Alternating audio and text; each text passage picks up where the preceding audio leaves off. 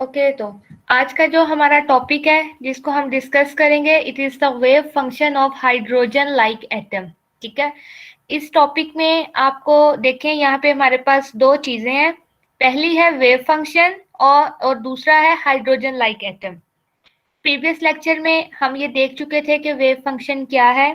Wave function is defined as that it is the probability of finding of electron at a particular location। किसी भी एक मखसूस जगह पे जो किसी इलेक्ट्रॉन के पाए जाने की जो हमारे पास एबिलिटी होती है या उसके जो चांसेस होते हैं, उसको हम कहते हैं वेव फंक्शन। दूसरा टर्म जो यहाँ पे है वो क्या है? सॉरी मैम, पहला लेक्चर प्रैक्टिकल का है। हाँ जी, वो मुझे पता है। असल में आज हम प्रैक्टिकल क्लास आपकी नहीं ले रही, आपको मैंने ये थ्योरेटिकल ही पढ़ाना है। उसकी वजह ये है कि ये आपके मिड का कोर्स है और मिड नजदीक है, तो फिर हम प्रैक्टिकल की क्लास मिड के बाद लेंगे। ठीक है, तो बस इसको ही हम एक आज जो घंटा डेढ़ में जो पढ़ सकते हैं, हम अपना ये कोर्स देखेंगे and this is enough. Okay, तो प्रैक्टिकल क्लास हम लोग इंशाल्लाह मिड के बाद से लेंगे। एक तो कुछ इंटरनेट का बहुत मसला है, लाइट भी नहीं है, सो बेटर है कि पहले हम अपना जो मिड के लिहाज से जो अपनी प्रिपरेशन है, मैंने आपको पेपर पैटर्न भी कुछ बताना है, तो इसलिए हम इसको डिस्कस करते हैं। ठीक है, तो हमारा जो यहाँ पे टॉपिक है, ये हमारे पास है wave function of hydrogen like atom. Wave function, the probability of finding of electron at somewhere is known as wave function. और हाइड्रोजन लाइक एटम का क्या मतलब होता है? ऐसे तमाम एटम जिनके पास एक इलेक्ट्रॉन पाया जाता है, उसको हम कहते हैं दी आर हाइड्रोजन और hydrogen like atom. For example, hydrogen के पास एक इलेक्ट्रॉन है। Hydrogen like atom, for example, we are having the lithium, beryllium. So when we remove their electron and is there only one electron in their ions, we said that we are like hydrogen like atom। तो इसको आज हमने थोड़ा सा study करना है कि ये क्या है। स्क्रीन आगे मूव की है? जी मैम। ओके, सो ये हमारे कंटेंट्स हैं। इस कंटेंट्स में हम देखते हैं कि क्या है। सबसे पहले है हमारे पास Schrodinger wave equation. Schrodinger wave equation के अंदर हम लोग देखेंगे, ये हमें एक सॉल्यूशन है जो बताती है किसके बारे में, कि कहाँ हाइड्रोजन का जो एक एटम है उसके अंदर कहाँ पाया जाता है इलेक्ट्रॉन। ये श्रोडिंगर वेव इक्वेशन इसको रिजॉल्व करती है, तो हम ये देखेंगे कि ये कैसे करती है। उसके बाद श्रोडिंगर वेव इक्वेशन को in terms of polar coordinates के फॉर्म में डिस्कस करेंगे and then we talk about the quantum numbers. इसमें हमारे पास प्रिंसिपल क्वांटम नंबर है, एजीमुथल है, मैग्नेटिक है एंड स्पिन क्वांटम नंबर है। इस लेक्चर में जो हमारे पास जो पहले दो कंटेंट्स हैं, ये हमारे पास बेसिकली एक डेरिवेशन है। ठीक है, तो डेरिवेशन है चूंकि, और डेरिवेशन आपको पता है कि अब एज सच तो आपको पेपर में पूछी नहीं जा सकती, इसको जस्ट हम थ्रू आउट एक बस लेके चलते हैं। मेजर फोकस जो होगा वो हमारा किस पे होगा? क्वांटम नंबर्स पे। और ये जो क्वांटम नंबर्स हैं इनका आपको पहले ही पता है, लेकिन यहाँ पे बताने की बात ये है कि ये जो क्वांटम नंबर्स हैं ये हमारे पास ओरिजिनेट कहाँ से हुए थे? तो क्वांटम नंबर जो ओरिजिनेट हुए थे ना, बेसिकली ये श्रोडिंगर वेव इक्वेशन की ही मदद से हुए थे। So first of all, we will discuss the Schrödinger wave equation. What is Schrödinger wave equation? How you define it? That it is a differential equation which relates the energy of electron with wavelength and movement. So you have to know about के क्या relation है, relation है energy के, और किसकी energy? Wavelength momentum, electron की। अगर Schrodinger wave equation की हम एक्सप्रेशन देखें कि how we write the Schrodinger wave equation, तो ये आपको नजर आ रहा है। It is the d square psi d x square plus 8 pi square m over 8 square psi into e minus v equal to 0। ये श्रोडिंगर वेव इक्वेशन की standard form है। इस इक्वेशन को हमने पीछे जब ऑपरेटर यूज किए थे वहां पे भी देखा था। आज हम यही देखेंगे कि बेसिकली ये बनी कैसे है। इस इक्वेशन के अंदर अगर हम चीजों को थोड़ा सा डिफाइन करें तो वो क्या है? देखें, ये जो E है, it is the total energy. And V is the potential energy. आपको पता है टोटल एनर्जी कॉम्बिनेशन होता है किसका, kinetic energy plus potential energy. तो अगर आप टोटल में से पोटेंशियल को माइनस करेंगे तो ऑटोमेटिकली आपके पास क्या आ जाएगा, काइनेटिक एनर्जी। तो E माइनस V किसको रिप्रेजेंट कर रही है, kinetic energy of the electron. Sai क्या रिप्रेजेंट करता है, it is the wave function. M किसको रिप्रेजेंट कर रहा है, मैस को। X किसको रिप्रेजेंट कर रहा है यहाँ, X बेसिकली मूवमेंट को। And movement in one direction, किसी भी एक डायरेक्शन में जो मूवमेंट है इलेक्ट्रॉन की उसको हमने dx² से रिप्रेजेंट किया है। इसके अलावा बाकी तमाम की तमाम जो वैल्यूज है वो क्या है, हमारे पास कांस्टेंट है। So this is the Schrodinger wave equation in term of one direction. और अगर आपको पूछा जाता है कि आप श्रोडिंगर वेव इक्वेशन को लिखें इन टर्म ऑफ 3 डायरेक्शन, यानी कि 3 एक्सिस के अगर आप उसके अंदर लिखना चाहते हैं तो आप कैसे लिखेंगे, वेरी सिंपल। यहाँ पे हमारे पास सिर्फ एक एक्स है, इट इज वन डायरेक्शन। अगर मैंने आपको कहा है 2 डायरेक्शन में लिखें तो आप क्या करेंगे, simply d² Sai divided by dy² कर दें, ठीक है। ये इसकी दूसरी डायमेंशन बन जाएगी, दूसरी डायरेक्शन। और अगर आपको 3 डायमेंशन यानी कि 3 डायरेक्शन के अंदर पूछा है तो इस इक्वेशन को हम लोग यूं भी लिख सकते हैं, जो किसको रिप्रेजेंट कर रहा है कि Schrodinger wave equation in terms of 3 dimension. 3 dimension का क्या मतलब है, अगर आप कंसीडर करें आपके पास एक इलेक्ट्रॉन है तो वो कहाँ रिवॉल्व कर रहा है, वो 3 डायमेंशंस में। और जो 3 डायमेंशन स्पेस है न्यूक्लियस के अराउंड उसे हम क्या कहते हैं, these are the orbitals. The 3-dimensional space around the nucleus is known as orbitals, that is the SPDF. We also call them subshell. तो जारी बात है, एक हमारे पास अगर न्यूक्लियस के गिर्द एक इलेक्ट्रॉन रिवॉल्व कर रहा है तो वो एक मेन ऑर्बिट में रिवॉल्व करता है, जैसे बोहर ने हमें बताया था। अब उसके आगे जो बोहर की थ्योरी फ्लॉप इसलिए हुई थी, उन्होंने कहा था एक मखसूस ऑर्बिट नहीं है बल्कि एक 3 डायमेंशन स्पेस है। तो वो जो 3 डायमेंशनल स्पेस है उसको रिप्रेजेंटेशन किससे किया, साई से। साई हमें क्या बताता है, wave function. And wave function क्या है, the probability of finding a electron at particular position. तो ये इक्वेशन हमें क्या बता रही है कि एक इलेक्ट्रॉन जो पाया जा सकता है एक्स डायरेक्शन में भी, वाई में भी और जी में भी। नेक्स्ट हम मूव करते हैं कि इस इक्वेशन को बेसिकली हमने ड्राइव कैसे किया है। ये सिंपली मैथमेटिकल इक्वेशन है, इसको हम देखते हैं। सबसे पहले आपको ये बात पता है कि जो जर्मर और डेविसन का एक्सपेरिमेंट था उसने हमें क्या बताया था, उसने हमें ये बताया था कि एक जो आपके पास इलेक्ट्रॉन होता है उसकी पार्टिकल के साथ साथ वेव भी नेचर होती है, वेव लाइक नेचर। और किस तरह के वेव प्रोड्यूस होती हैं, that's the standing waves.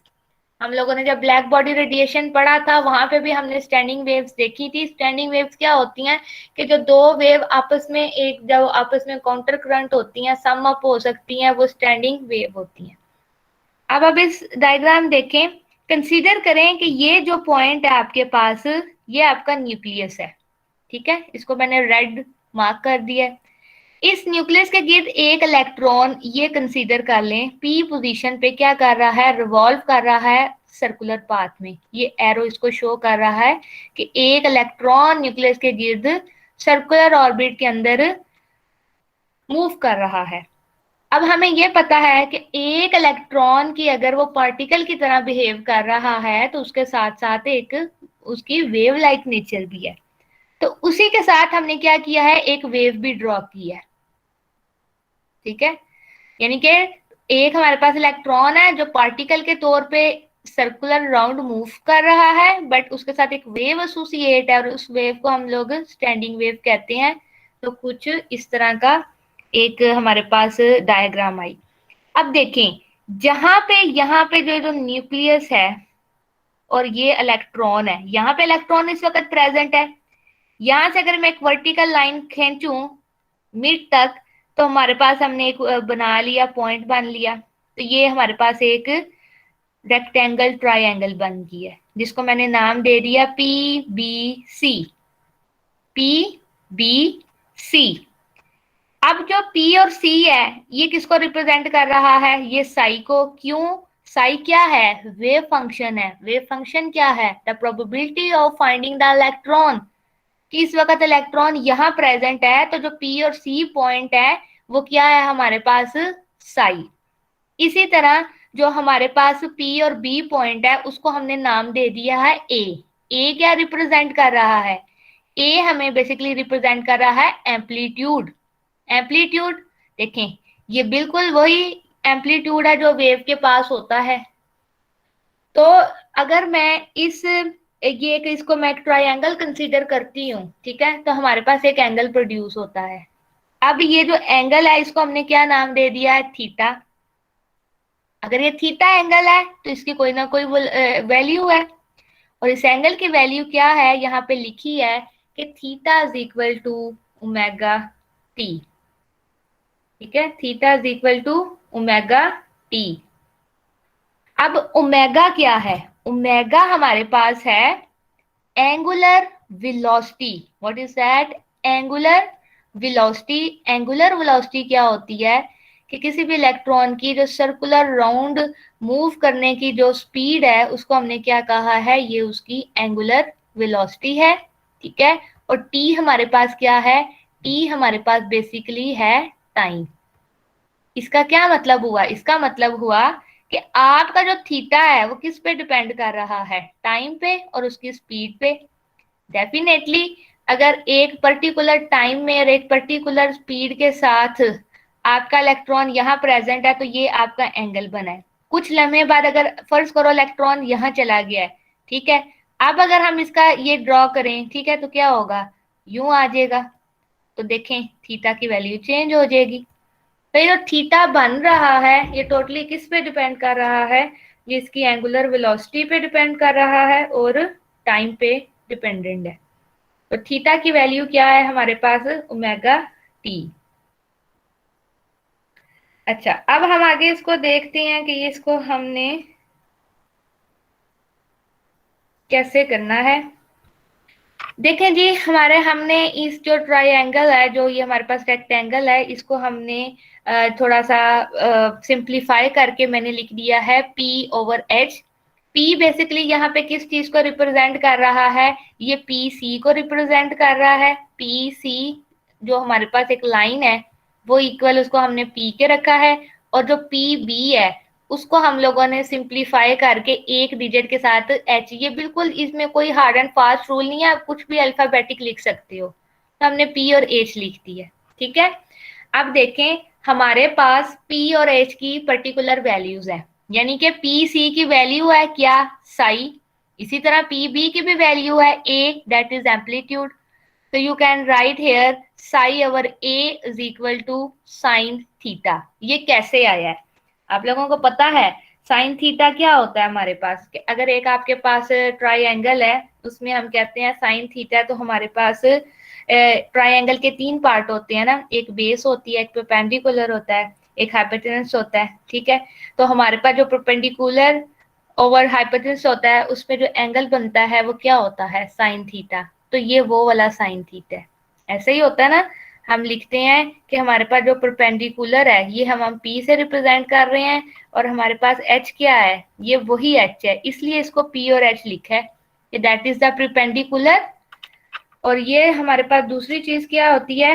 Hypotenuse. ठीक है, और जो तीसरी क्या होती है? BC क्या है? ये ट्राइंगल की बेस है। वहां पे सिंपली वैल्यू पुट की और वो किसके इक्वल है? साइन थीटा के।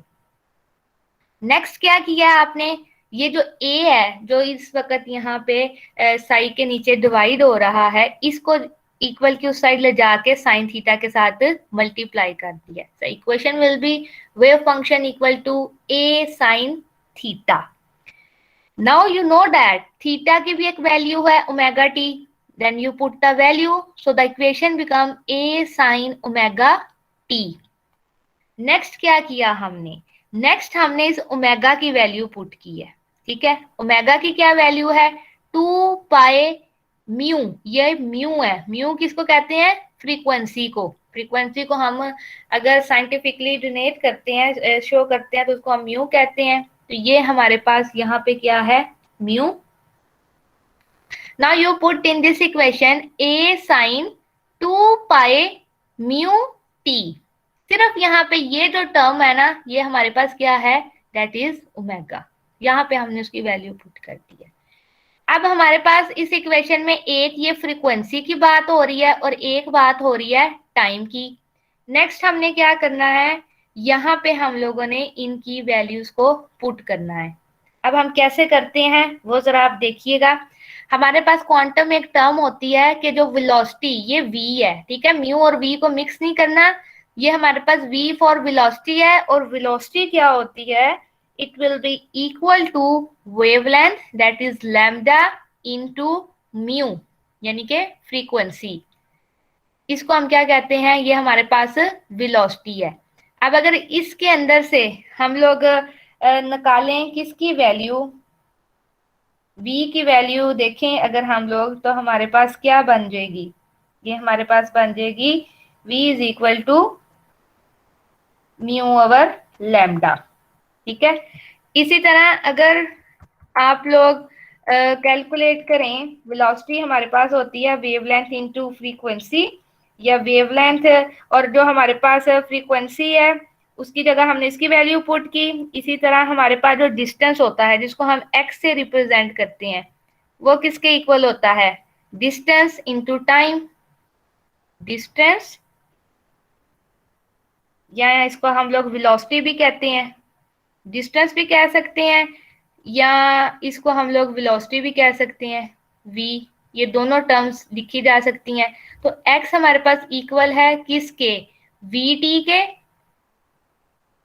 vt के। यहां से जो हमारे पास ये t को अगर आप लोगों ने सेपरेट आउट करना है तो आप क्या करेंगे, आप लिख सकते हैं x ओवर v। t को सेपरेट करने के लिए हमारे पास किसकी वैल्यू आ गई, हमारे पास यहाँ पे t की वैल्यू आ गई। इसी तरह अगर आप लोगों ने यहाँ पे इसकी यानी कि म्यू की वैल्यू को फाइंड आउट करना है तो आप क्या कर सकते हैं, आप लिख सकते हैं velocity into lambda is equal to mu. तो हमारे पास म्यू की भी वैल्यू आ गई है यानी कि फ्रीक्वेंसी की, उसके साथ साथ हमारे पास टाइम की भी वैल्यू आ गई है। टाइम आया है x ओवर v और म्यू आया है v ओवर लैम्डा। ये दोनों वैल्यू इसको हम लोगों ने म्यू और टी की जगह पुट किया है, तो क्या हो गया, ये आपस में कट गए, बाकी क्या बच गया, x ओवर लैम्डा। इक्वेशन देखें क्या बनी, psi equal to a sine 2 pi x over lambda, ठीक है। सिंपली आप लोगों ने इक्वेशन के अंदर पुट की है। सबसे पहले तो हमने ये जो हमारे पास ये जो ट्रायंगल बनी है, इसके अंदर से हम लोगों ने वैल्यू निकाली है थीटा की, और हमें पता था परपेंडिकुलर ओवर हाइपोटेनस की वैल्यू साइन थीटा के इक्वल है। थीटा के अंदर हम लोगों ने ओमेगा टी की वैल्यू पुट की। ओमेगा टी की पुट करने के बाद हमने पहले ओमेगा की वैल्यू पुट की। ओमेगा की वैल्यू में हमारे पास फ्रीक्वेंसी और टाइम था। फ्रीक्वेंसी और टाइम की वैल्यू हमने इन फॉर्मूले से निकाली, यानी कि जो हमारे पास वेलोसिटी होती है वेवलेंथ इनटू फ्रीक्वेंसी यहाँ से, और जो हमारे पास डिस्टेंस होता है वो किसके इक्वल होता है, पोजीशन होती है वो किसके इक्वल होती है, वेलोसिटी इनटू टाइम। तो इस इक्वेशन को यूज करके टी की वैल्यू निकाली है, और इस इक्वेशन को यूज करके हम लोगों ने किसकी वैल्यू निकाली है, फ्रीक्वेंसी की। सिंपली वैल्यू पुट की है, यहां से वो आपस में वी कट जाता है और हमारे पास एक सिंपल रिलेशन आ गया है a sine theta 2 pi x over lambda. अब इस इक्वेशन को हमने लेके आगे चलना है। समझ आ रही है? Yes ma'am. ओके, अच्छा जी, आगे हमने क्या किया है, आगे हमने सिर्फ इसको इसी इक्वेशन जो इक्वेशन नंबर 4 है इसको डबल डिफरेंशिएट किया है, ठीक है। पहले ये जो इक्वेशन आपके पास आई है a sine 2 pi x over lambda equal to psi, इसको हमने पहले डिफरेंशिएट किया है विद रिस्पेक्ट टू x, ठीक है। तो हमारे पास क्या आया था कि psi equal to a sine 2 pi x over lambda, a sine 2 pi x, ये हमारे पास इक्वेशन है 2 पाई एक्स ओवर लैम्डा। ये हमारे पास एक इक्वेशन आ गई है। इसको हम लोगों ने क्या किया है, पहले एक दफा डिफरेंशिएट किया है विद रिस्पेक्ट टू एक्स, ठीक है। ये हमारे पास वैल्यू थी, ऐसा कांस्टेंट आ गई, विद रिस्पेक्ट टू एक्स था, साइन जो होता है हमारे पास इसका डेरिवेटिव लिया तो क्या आपके पास आ गया कॉस, बाकी वैल्यू सेम आ गई, ठीक है। अगली बारी आपने डबल अगेन डिफरेंशिएट किया तो क्या हुआ, उनका आपने एग्जैक्टली स्क्वायर ले लिया, और जो कॉस था इसका पता है हमारे पास इसकी वैल्यू क्या होती है, माइनस साइन। हमारे पास एक होता है कॉस, अगर इसका आप लोग डेरिवेटिव लेते हो तो वैल्यू आती है माइनस साइन। तो देखें यहाँ पे हमने माइनस साइन को कॉस की जगह पुट किया है, और जो पहले हमारे पास साइन था इस इक्वेशन में, इसका जब हमने डेरिवेटिव लिया तो हमारे पास वैल्यू आई थी कॉस की, ठीक है।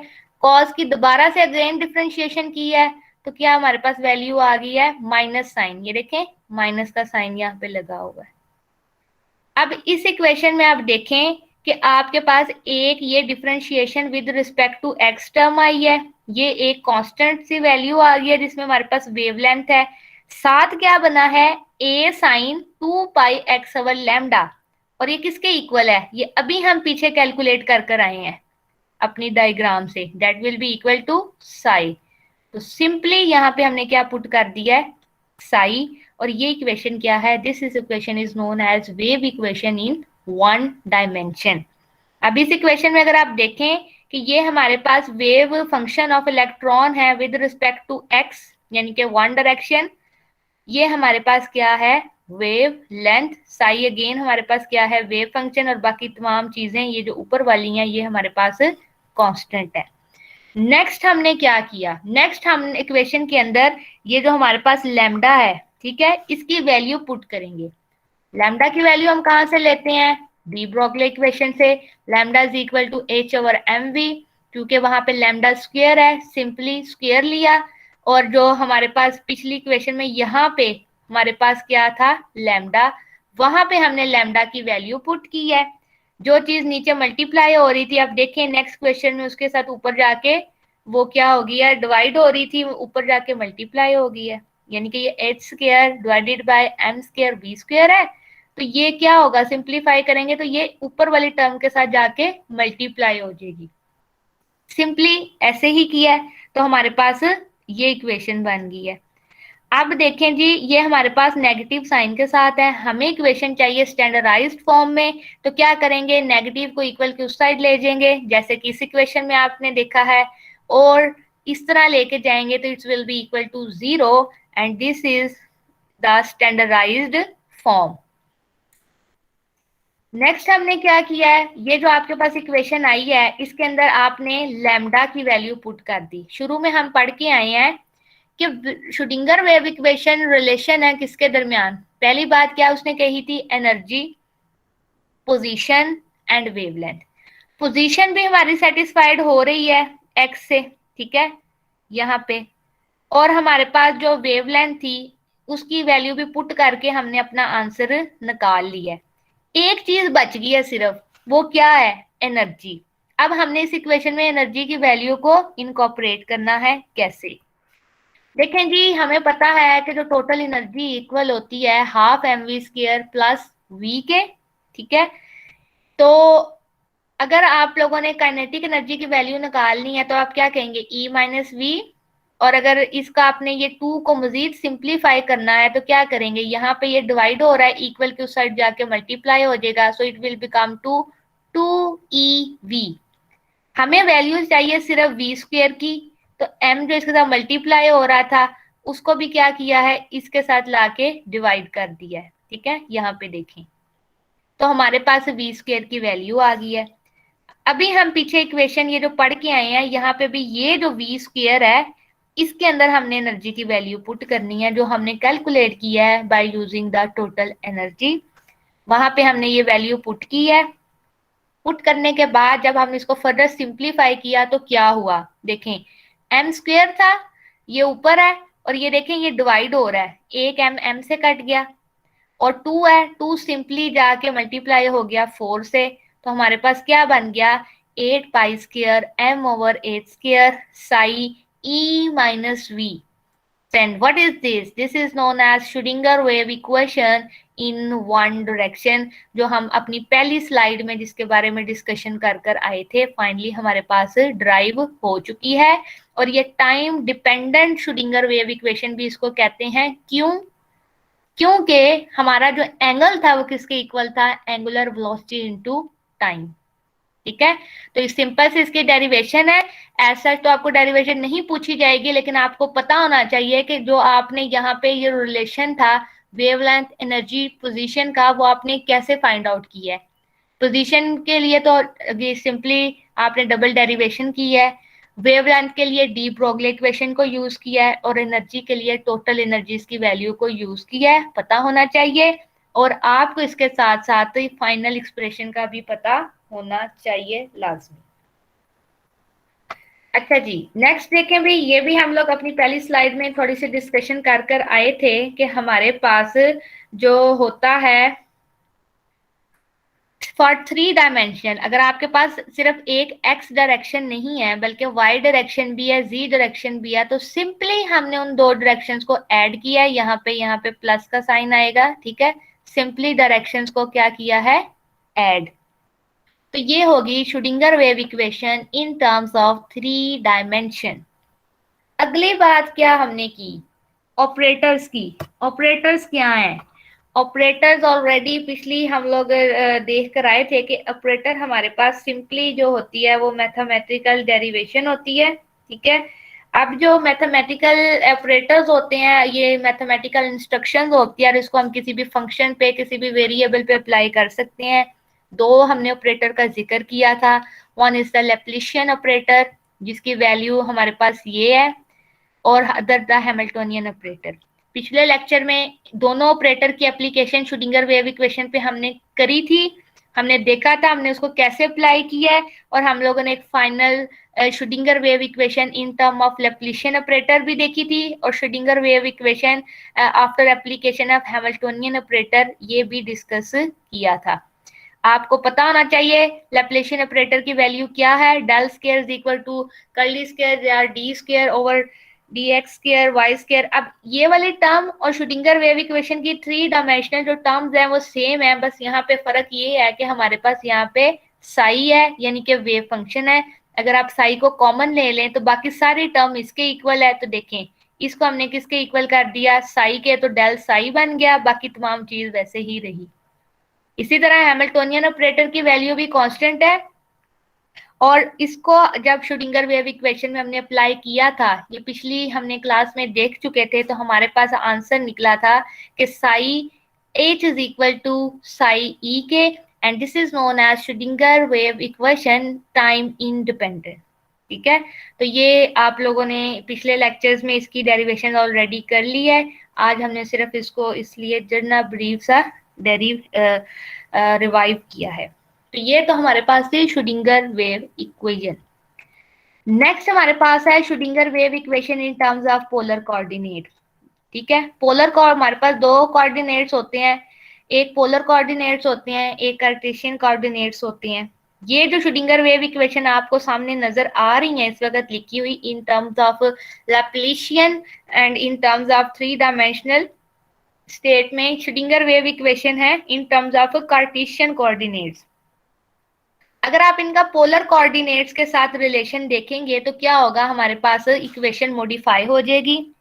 ये भी बकायदा एक डेरिवेशन है, लेकिन ये हम इसको अपने सिलेबस के अंदर इंक्लूड नहीं कर रहे। ये इक्वेशन कैसे ड्राइव हुई है, we don't have any concern, we just go to the final expression. ठीक है, फाइनल एक्सप्रेशन को सिर्फ हमने यहाँ पे कंसीडर करना है।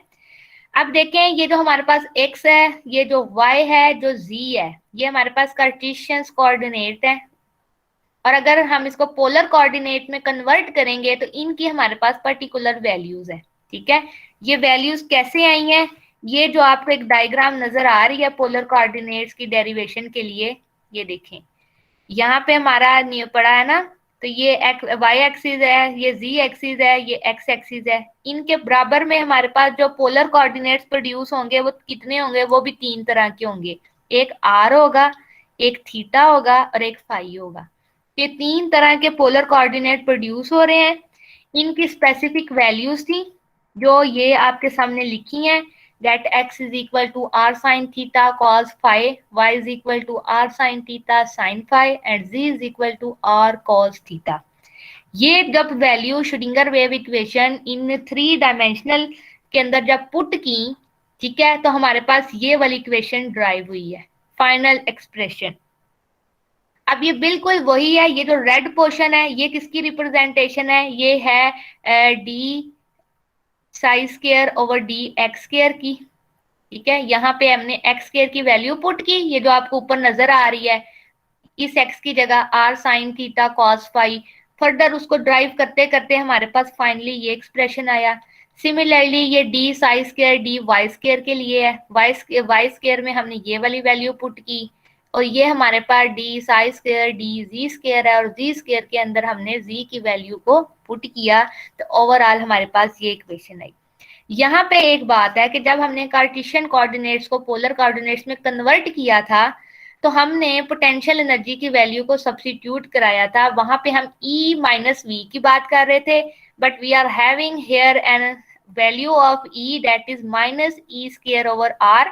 तो क्या था वहां पे था E माइनस वी, ठीक है, माइनस वैसे ही रहा और यहाँ पे हमने लिखा minus e square over r, minus minus become plus, so the overall will be e plus e square into r, ठीक है। ये आपके पास इक्वेशन आ गई।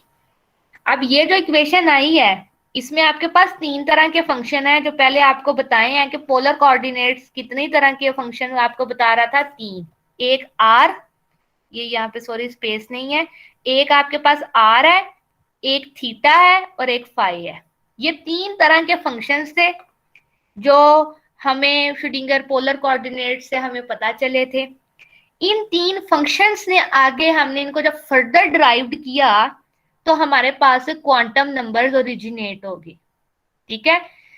अब कैसे देखें भाई, ये तीनों हमारे पास कोऑर्डिनेट्स है, इनका जब हमने वेव फंक्शन किया तो आर का कैपिटल आर आ गया, थीटा का थीटा ही रहा, फाई का फाई ही रहा, और इसका जो फंक्शंस ने हमें आगे क्वांटम नंबर्स का सॉल्यूशंस दिए थे। कैसे, हमारे पास 4 क्वांटम नंबर हैं, principal quantum number, azimuthal quantum number, magnetic quantum number, इनमें, और उसके बाद स्पिन इलेक्ट्रॉन क्वांटम नंबर। जो स्पिन इलेक्ट्रॉन क्वांटम नंबर है ना, उसका ताल्लुक श्रोडिंगर वेव इक्वेशन के साथ नहीं है, वो अलग चीज थी। जो पहले 3 क्वांटम नंबर हैं उनको हमने इस इक्वेशन की मदद से ड्राइव किया था फर्दर, ये भी बकायदा एक डेरिवेशंस 3 क्वांटम नंबर्स की। बहरहाल एनी हाउ उसके मुतालिक हम बात नहीं करेंगे क्योंकि हमारा डेरिवेशंस काम करेंगे तो टू मच लेंथी। तो हमने क्या किया, हमने डायरेक्ट उनके रिजल्ट्स पे आ गए। हमारे पास 3 फंक्शन थे ना, आर थीटा साई। आपका काम ये आपको पता होना चाहिए जो आर फंक्शन था उसने कौन सा क्वांटम नंबर निकाला, that is the principal quantum number. यानी कि ये जो in terms of polar coordinate Schrodinger wave equation का ये जो रेड पार्ट, इसीलिए रेड पार्ट मेंशन किया गया है कि इसको जब सिर्फ इसको सॉल्व किया तो आपके पास प्रिंसिपल क्वांटम नंबर ओरिजिनेट हुए, जब ब्लू को किया तो एजीमुथल हुए, और जब ग्रीन को किया तो क्या हुए, आपके पास मैग्नेटिक क्वांटम नंबर आए। और इस इक्वेशन में आपके पास फंक्शन क्या था, r, small r part of function था जिसने प्रिंसिपल क्वांटम नंबर को किया। थीटा हमारे पास एजीमुथल क्वांटम नंबर्स को उसने आगे उसको डेराइव किया, और जो फाई था उसने किसको किया, मैग्नेटिक क्वांटम नंबर को, ठीक है। तो जो in terms of polar coordinate Schrodinger wave equation है उसमें जो याद रखने की बात है वो ये 3 वेव फंक्शन ही है कि कौन से वेव फंक्शन ने, जो आपके पास फंक्शंस आए थे 3, उनके साथ जो एसोसिएटिव वेव्स थी उन्होंने कौन से क्वांटम नंबर्स ड्राइव किए हैं। Okay, so next we move toward the quantum number. Quantum number आप लोगों को पहले भी पढ़ चुके होंगे, ये तो हम मैट्रिक इंटर से ही पढ़ते आ रहे हैं, इसको हम रिवाइव करते हैं ताकि आपको जरा रिकॉल हो जाए। ये एक इम्पोर्टेंट टॉपिक है जिसके बारे में आप लोगों को लाजमी पता होना चाहिए, ठीक है। क्वांटम नंबर्स होते क्या हैं? Quantum numbers are the set of the numerical values which give the acceptable solutions of Schrödinger wave equation for hydrogen atom called a quantum number. उसके कहने के मुताबिक श्रोडिंगर वेव इक्वेशन जो ड्राइव हुई है हाइड्रोजन एटम के लिए, वो उसका जो एक्सेप्टेबल सॉल्यूशन है उसने हमें कुछ न्यूमेरिकल वैल्यूज दी थी जिनको हम कहते हैं क्वांटम नंबर। अब इस डेफिनेशन से हमें क्लियर कुछ नहीं हुआ भाई असल में क्वांटम नंबर क्या है। इसको सिंपली अल्फाज में अगर मैं डिस्क्राइब करूं, so quantum numbers are the numbers are label which completely describe an electron in an atom. किसी भी एक एटम के अंदर मौजूद एक इलेक्ट्रॉन को कंप्लीटली डिस्क्राइब कौन करते हैं? Quantum number. इसको मैं मजीद सिंप्लीफाई करके बताऊं, आप ये कह लो क्वांटम नंबर किसी भी इलेक्ट्रॉन का आईडी कार्ड होते हैं। जैसे आईडी कार्ड से हमें पता चलता है अच्छा ये बंदा है, इसके पेरेंट्स ये हैं, ये यहाँ रहता है, इस सिटी में रहता है, ये ड्रेस है, सारी इंफॉर्मेशन मिल जाती है अगर हमें किसी का आईडी कार्ड मिल जाए। सेम अगर हमें क्वांटम नंबर्स का पता चल जाए किसी एटम के इलेक्ट्रॉन का, तो हमें पता चल जाएगा कि ये इलेक्ट्रॉन कहाँ है, क्यों है, कंप्लीट डिस्क्रिप्शन का। ठीक है, तो हमारे पास 4 तरह के क्वांटम नंबर यूजली हैं जो एक इलेक्ट्रॉन को डिस्क्राइब करते हैं। वन बाय वन हम इनको देखेंगे। इट्स वेरी सिंपल, बहुत आसान है। सो बस आप लोगों ने जरा ध्यान से सुनना है ताकि आपको रिवाइव हो जाए, क्योंकि ये एक इम्पोर्टेंट टॉपिक है। First one is the principal quantum number, second is the azimuthal quantum number, third is the magnetic quantum number, and at last we will talk about the spin quantum number. ये जो पहले 3 quantum number हैं basically, ये originally हमारे पास originate हुए हैं कहाँ से? श्रोडिंगर वेव इक्वेशन से। और जो स्पिन क्वांटम नंबर है इसका जो ताल्लुक है वो इन तीनों के साथ नहीं है। ये जो पहले 3 क्वांटम नंबर हैं ये आपस में रिलेट भी करते हैं, इनका आपस में भी रिलेशन है। क्यों? क्योंकि तीनों एक ही इक्वेशन से ड्राइव हुए हैं, तीनों का ओरिजिन एक ही इक्वेशन थी, इसलिए ये आपस में इनका रिलेशन भी है, इंटरलिंक भी है। अगर आपको पूछा जाता है किसी के मैग्नेटिक क्वांटम नंबर की वैल्यू बताएं, तो आप हमेशा उसको रिलेट करोगे किससे? अजीमुथल से। इसी तरह अगर अजीमुथल के बारे में पूछा जाए तो उसको आप रिलेट कर सकते हो प्रिंसिपल क्वांटम नंबर से। तो ये क्या है? ये आपस में इंटर कन्वर्टेबल है। अब हम वन बाय वन इनको देखते हैं। सबसे पहले जी हमारे पास है principal quantum number. Principal quantum number का नाम ही हमें बता रहा है कि ये क्या है। ये प्रिंसिपल जो मेन शेल है, जो मेन बात है, जो पूरा इलेक्ट्रॉन जहां पे एग्जैक्टली प्रेजेंट है ना, ये उसको शो करेगा। Principal quantum number donate the principal shell to which electron belong. यहाँ पे एग्जैक्टली जिस प्रिंसिपल शेल के अंदर इलेक्ट्रॉन मौजूद होता है उसको हम क्या कहते हैं? ये उसका प्रिंसिपल क्वांटम नंबर है। या अगर हमको इसको सिंपली बाद में डिस्क्राइब करें तो इसको हम कह सकते हैं कि जो ऑर्बिट है, ऑर्बिट्स हैं जो हमारे पास, उनको हमने नाम किसका दे दिया है? प्रिंसिपल क्वांटम नंबर का। और इसको हम किससे डोनेट करते हैं? स्मॉल एन से। प्रिंसिपल क्वांटम नंबर की इंपॉर्टेंस क्या है? इसकी बहुत इंपॉर्टेंस है। ऑलरेडी हम लोग बोहर एटॉमिक मॉडल पढ़ चुके हैं, जिसमें हमने देखा था कि हमने एक तो रेडियस कैलकुलेट किया था और एक हमने कैलकुलेट की थी एनर्जी। रेडियस कैलकुलेट कैसे किया था कि हमारे पास एक यहाँ पे कोई कांस्टेंट वैल्यू है, दैट इज आई थिंक 0.529। इसको हम मल्टीप्लाई करते हैं किसी भी क्वांटम नंबर के स्क्वायर से, तो आपको एग्जैक्टली उसकी रेडियस की वैल्यू पता चल जाती है। ये हम रिलेशन पढ़ चुके हैं, डेरिवेशन।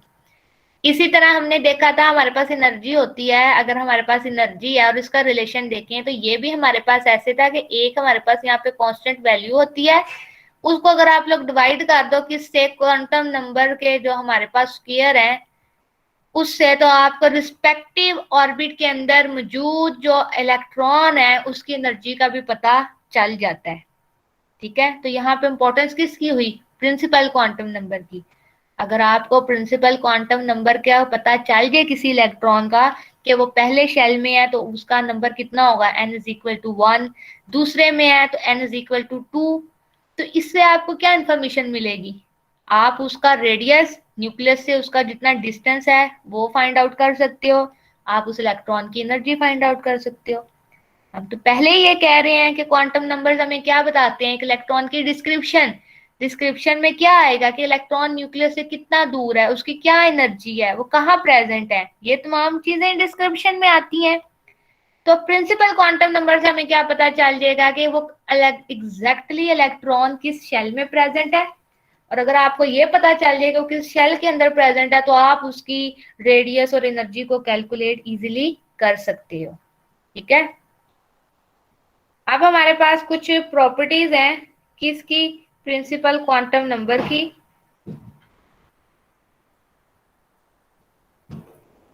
प्रिंसिपल क्वांटम नंबर्स की कुछ हमारे पास प्रॉपर्टीज हैं, वो क्या हैं उनको हम डिस्कस करते हैं। समझ आ रही है?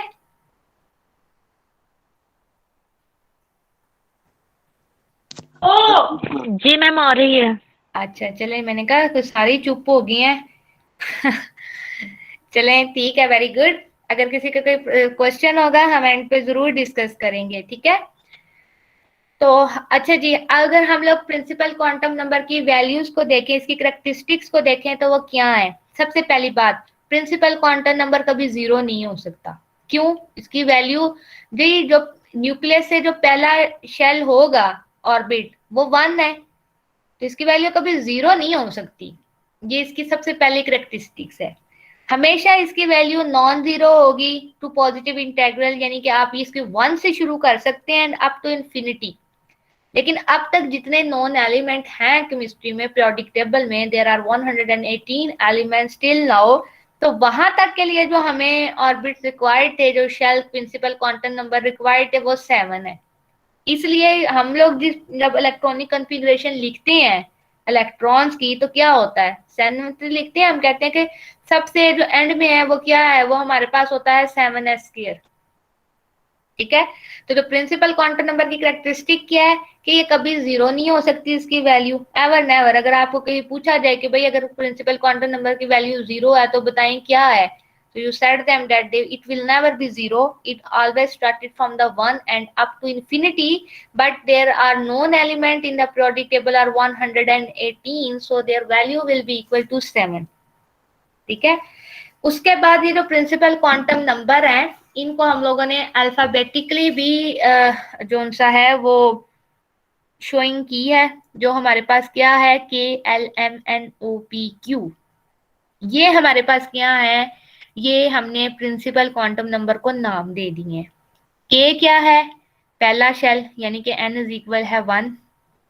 एल क्या है, दूसरा शेल। ठीक है, के क्या है हमारे पास, n is equal to 1। L हमारे पास 2 है, 3 है, 4, 5, 6, 7।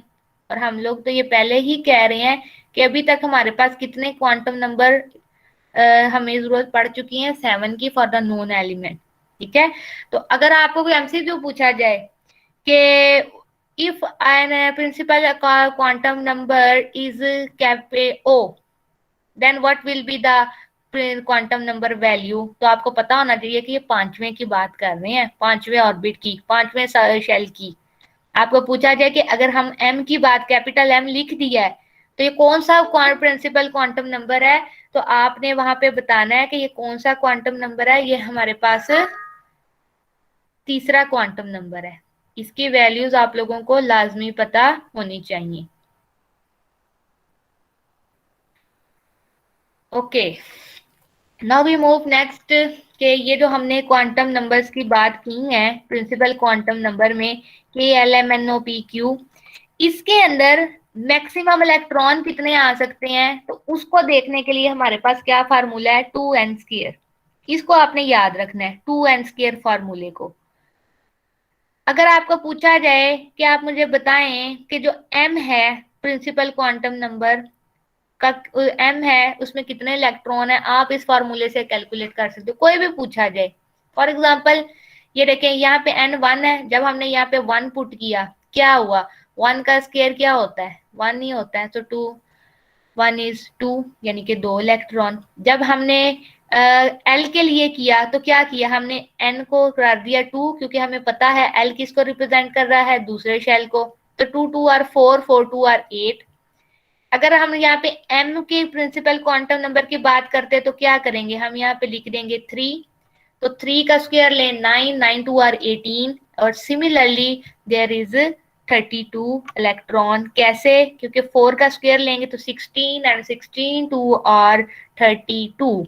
So the maximum number of electron in the valence shell according to this one theory, हम कंफर्म आज हमें पता चल गया। हम ये कहते हैं कि भाई जैसे हमारे पास पीरियोडिक टेबल होता है ना, हमारे पास 7 पीरियड्स हैं, ऐसे ही है हमारे पास 7 पीरियड्स हैं, तो हमें इसमें पता है कि जो हमारा पहला पीरियड है उसके अंदर कितने इलेक्ट्रॉन आ रहे हैं, मैक्सिमम 2, ठीक है, यहाँ पे हमारे पास 2 आते हैं।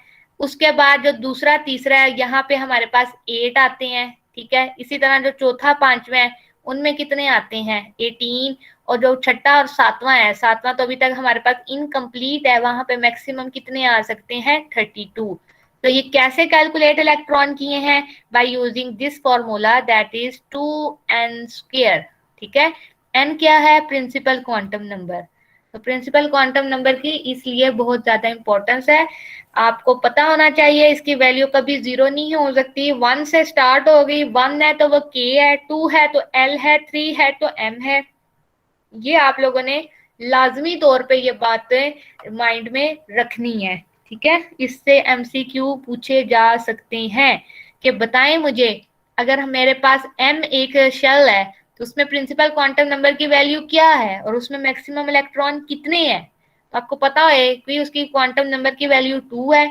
अगर आपको क्वांटम नंबर की वैल्यू पता है then you will easily calculate the number of electrons.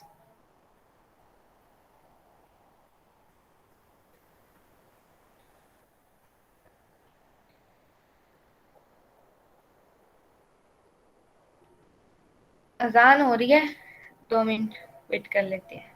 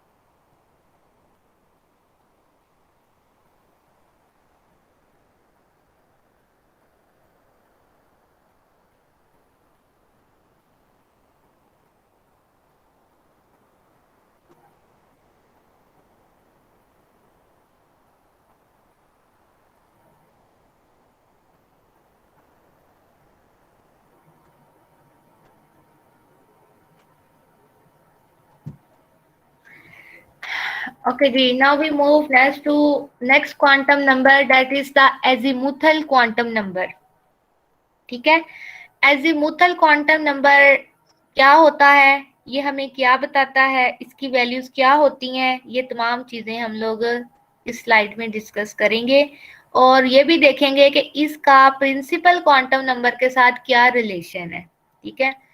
Azimuthal quantum number का दूसरा नाम जो है वो है ऑर्बिटल एंगुलर मोमेंटम, इसको ये भी कहा जाता है, ठीक है। और ये क्या बताता है, प्रिंसिपल क्वांटम नंबर तो हमें एग्जैक्टली मेन शेल के बारे में बता रहा था जहाँ पे एग्जैक्टली इलेक्ट्रॉन प्रेजेंट है, उसके अलावा हमें उसके रेडियस और एनर्जी की भी इंफॉर्मेशन दे रहा था। एजिमुथल क्वांटम नंबर हमें क्या बताता है, it's basically tell us describe the shape of the given orbital. Azimuthal quantum number किसके साथ डील करता है, ऑर्बिटल्स के। ऑर्बिटल्स क्या है, how you define the orbitals. पहले जो क्लासिकल थ्योरी थी उसके अकॉर्डिंग कि अगर आपके पास एक न्यूक्लियस है तो उसके अंदर इलेक्ट्रॉन मूव करता है एक सर्कुलर पाथ में जिसको उन्होंने नाम दे दिया था ऑर्बिट का, ठीक है। ये क्या होगी थी, फ्लॉप। क्लासिकल थ्योरी के अंदर के एक जो आपके पास न्यूक्लियस है उसके गिर्द एक इलेक्ट्रॉन ने क्या करना है, 3 डायमेंशनल स्पेसिस के अंदर रिवॉल्व करना है। ये तो 3 डायमेंशनल स्पेस है, ये कुछ हम इस तरह ड्रॉ कर लेते हैं ये जो 3 डायमेंशनल स्पेस है ये बेसिकली हमारे पास ऑर्बिटल्स होती हैं। The 3 dimensional space around the nucleus where the finding of electron is maximum is known as orbital, and usually the space around the nucleus where the probability, where the chance of the electron finding is maximum, and it is almost about in some book there is written it about 95%, but as we talk about the wave function, हमने normalized wave function पढ़ा था, वहां पे हमने उसकी value क्या लिखी थी, इट्स इक्वल टू 1। तो जब उसके 1 है तो इसका मतलब है इलेक्ट्रॉन शुड बी समवेयर, कहीं ना कहीं तो 3 डायमेंशनल में प्रेजेंट है ना। फर्ज करो यहाँ है, कहीं भी है, ये 3 डायमेंशनल स्पेस के अंदर कहीं ना कहीं तो प्रेजेंट है। तो वहां पे क्या है, probability of finding electron around the nucleus is maximum. ठीक है, वहां पे उसकी प्रोबेबिलिटी क्या होती है, 100% होती है। अब जो हमारे पास एजीमुथल क्वांटम नंबर है वो डील करते हैं ऑर्बिटल्स को। तो ये जो 3 डायमेंशनल स्पेस है, जो ऑर्बिटल्स हैं बेसिकली, ये हमारे पास कितनी तरह के हैं, ये फर्दर हमारे पास 3 तरह की हैं। यहाँ पे आपको पिक्चर नीचे शो हो रही है। पहला ऑर्बिटल है S orbital, P orbital, D orbital and F orbital. ये हमारे पास 4 तरह के ऑर्बिटल पाए जाते हैं इस 3 डायमेंशनल स्पेस में। सबसे जो सिंपल वन ऑर्बिटल है it is the s orbital, then p, और जैसे जैसे हम आगे जाते हैं डी और एफ में। एफ तो हमारे पास बहुत ही ज्यादा डिफ्यूज ऑर्बिटल है, इतना डिफ्यूज है, इतना कॉम्प्लेक्स है, इतना उलझा हुआ है कि अगर उसके अंदर इलेक्ट्रॉन होता है तो उसके अंदर ही कहीं खो जाता है, न्यूक्लियस को भी पता नहीं चलता कि एग्जैक्टली किधर है कि उसके ऊपर फोर्स ऑफ अट्रैक्शन लगाए। ठीक है, लेकिन अगर एस है तो आप उसकी शेप से ही देखो, बिल्कुल स्फेरिकल है। पी है तो वो भी एक लूप है, डी थोड़ा डिफ्यूज्ड है, और एफ हमारे पास सबसे ज्यादा डिफ्यूज्ड है। एजीमुथल क्वांटम नंबर ने हमें ये शेप्स बताई थी कैसे, ये हम देखते हैं। सबसे पहली बात कि जो हमारे पास एजीमुथल क्वांटम नंबर है इसको डोनेट हम किससे करते हैं, इसको हम जो हमारे पास स्मॉल एल होता है, ठीक है, एक कैपिटल एल होता है, एक हमारे पास जो स्मॉल एल है उससे रिप्रेजेंट करते हैं, and its value is equal to the number of angular node in the orbital. एक ऑर्बिटल के अंदर जो एंगुलर नोड्स बनेंगे, ठीक है, जितने नोड्स बनेंगे उतनी आपके पास एजीमुथल क्वांटम नंबर की वैल्यू होगी। अब नोड्स क्या है वो हम देखते हैं। सबसे पहला केस देखें भाई, एस ऑर्बिटल है, ये हमारे पास बिल्कुल स्पेयर है। यहाँ मैंने आपसे कहा कि मेरे पास एंगुलर मोमेंटम की वैल्यू है L0। क्यों, यहाँ पे आपको कोई नोड नजर आ रहा है, नहीं, बिल्कुल राउंड है, स्पेयर है। So here the value of L is 0। अगर हम P की तरफ मूव करते हैं तो आप ये देखें, यहाँ पे ये एक नोड बन गया है। ठीक है, P के पास एक नोड बन गया है, इस वजह से यहाँ पे PL की वैल्यू क्या है, 1। ठीक है, और कितने p ऑर्बिटल हमारे पास पाए जाते हैं, हमें पता है 3 पाए जाते हैं, that is px, py and pz, and these all 3 orbits are degenerate. What is the meaning of degeneracy? Degeneracy means that orbits having the same energy। अगर आप बात कर रहे हो ना कि हमारे पास p ऑर्बिटल आगे से फर्दर 3 तरह के हैं, px, py, pz, तीनों की एनर्जी सेम है। आप इलेक्ट्रॉन x में डालो, p में डालो, z में डालो, एनर्जी सेम रहेगी। सो ये होती है डीजेनरेसी, डीजेनरेशन ऑफ ऑर्बिटल्स। और यहाँ पे देखो L की वैल्यू 1 आई है, क्यों, यहाँ हमारे पास सिर्फ एक नोड बना है। इसी तरह अगर हम फर्दर D के पास मूव करते हैं तो D क्या होता है, D पहले हमें पता है कि D5 है, dx2, dxy, yz, zx, dx2, y2 and dz2। तो टोटल 5 तरह के D ऑर्बिटल भी हमारे पास अवेलेबल है, जिसमें L की वैल्यू एजीमुथल क्वांटम नंबर की वैल्यू 2 है। क्यों, क्योंकि यहाँ पे 2 नोड्स बन रहे हैं। ये बात तो पहले ही क्लियर आ गई कि जितने एंगुलर नोड्स बनेंगे ना उसके हिसाब से हमें और जो एजीमुथल क्वांटम नंबर है इसकी वैल्यू पता चलेगी। अब देखिए P में एजीमुथल क्वांटम नंबर की वैल्यू है 1। ठीक है, 1 है यानी कि एक ही नोड बनना है, तो हमें पता है एक नोड बनाने के लिए एक नोड तो यूं ही बन सकता है सिर्फ, तो ये हमें पी की शेप मिल गई।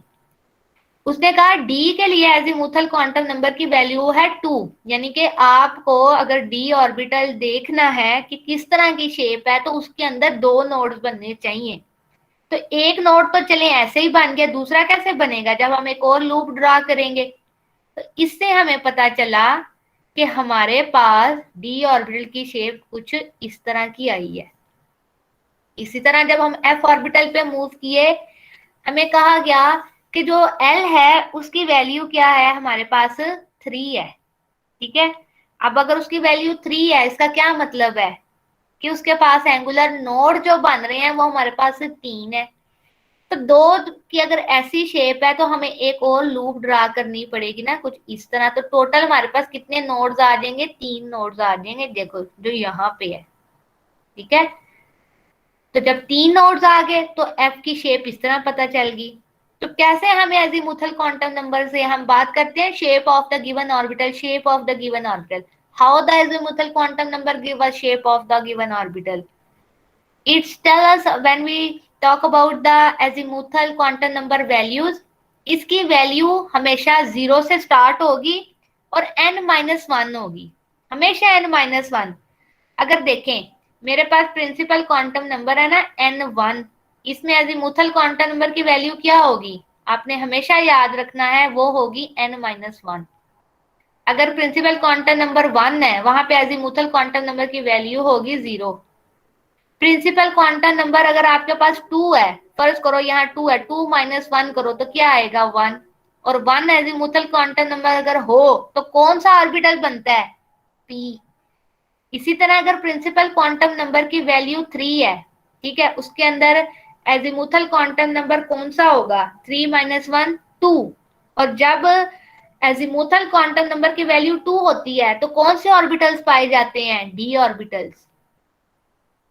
इसी तरह अगर मेरे पास प्रिंसिपल क्वांटम नंबर क्या है, मेरे पास प्रिंसिपल क्वांटम नंबर 4 है, ठीक है, तो एजीमुथल क्वांटम नंबर की वैल्यू क्या होगी, it will be 3 because here the n-1 is formula. और जब हमारे पास एजीमुथल क्वांटम नंबर की वैल्यू 3 आ चुकी है, ठीक है, 3 आ चुकी है, तो आपको पता होना चाहिए जब L3 होता है तो कौन से ऑर्बिटल बनते हैं, f ऑर्बिटल।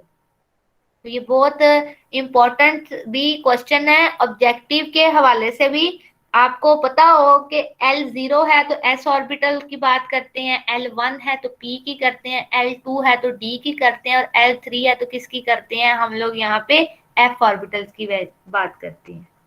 ठीक है, तो अब ये जो इनकी वैल्यूज हैं अजीमुथल क्वांटम नंबर की, ये टोटली किस पे डिपेंड कर रही हैं, ये हमारे पास प्रिंसिपल क्वांटम नंबर पे। प्रिंसिपल क्वांटम नंबर n है, n-1 करेंगे तो आपको एग्जैक्टली एजीमुथल क्वांटम नंबर की वैल्यू पता चल जाएगी उस इलेक्ट्रॉन के लिए जो कहाँ मौजूद है, प्रिंसिपल क्वांटम नंबर के अंदर। अगर वो दूसरे क्वांटम प्रिंसिपल क्वांटम नंबर में मौजूद है, आपको पूछा जाए if the electron is present at second principal quantum number n is equal to 2, then what will be the value of azimuthal quantum number। तो आपको फौरन से माइंड में आना चाहिए n-1 that is 2-1 is equal to 1। पहले तो आप उसे कहेंगे कि 1 है तो क्या होगा p।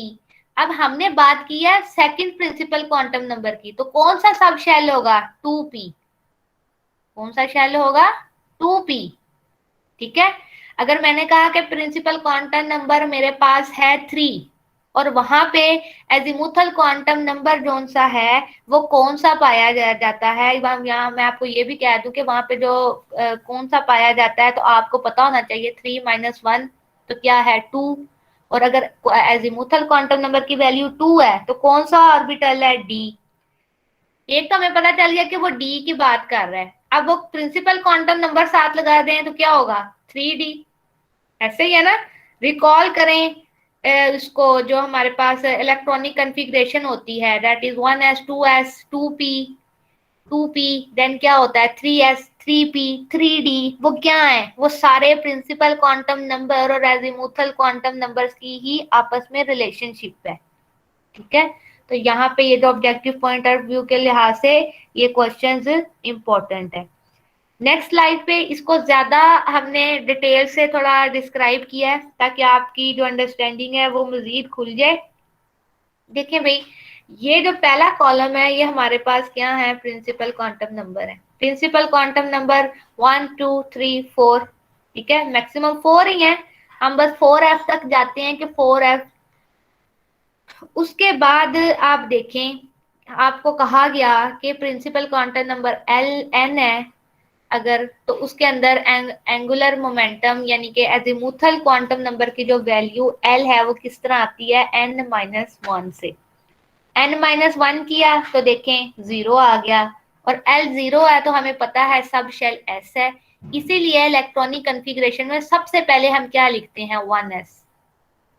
ठीक है, 1 किसको इंडिकेट करता है, प्रिंसिपल क्वांटम नंबर को, और s किसे इंडिकेट करता है, सब शेल को। और ये कैसे पता चला, by using the azimuthal quantum number. ठीक है, उसके बाद हम चले जाते हैं किस पे, सेकंड जो प्रिंसिपल क्वांटम नंबर है हम लिखते हैं 2s। ठीक है, साथ में हम लिखते हैं 2p। 2s तो जाहिर बात है 1 के बाद 2s ही आएगा। अब p कैसे आया, आपको पता है सेकंड की बात हो रही थी, 2-1 किया तो मेरे पास l की वैल्यू 1 भी आई है, l की वैल्यू 0 भी आई है। जो 0 है आपको पता है वो s है, जो 1 है आपको पता है वो p है, और ये सब शेल किसके हैं, दूसरे हैं, इसलिए दूसरे प्रिंसिपल क्वांटम नंबर के हैं तो हमने 2s और 2p लिखा है। इसी तरह जब हम थर्ड में मूव करेंगे वहां पे एंगुलर मोमेंटम की वैल्यू L0 L1 L2 होगा। ठीक है, तो आपको पता है L0 है तो वो क्या है, S है, तो हम क्या कर देते हैं, थर्ड ऑर्बिट है, हम लिख देते हैं कि ये 3s है।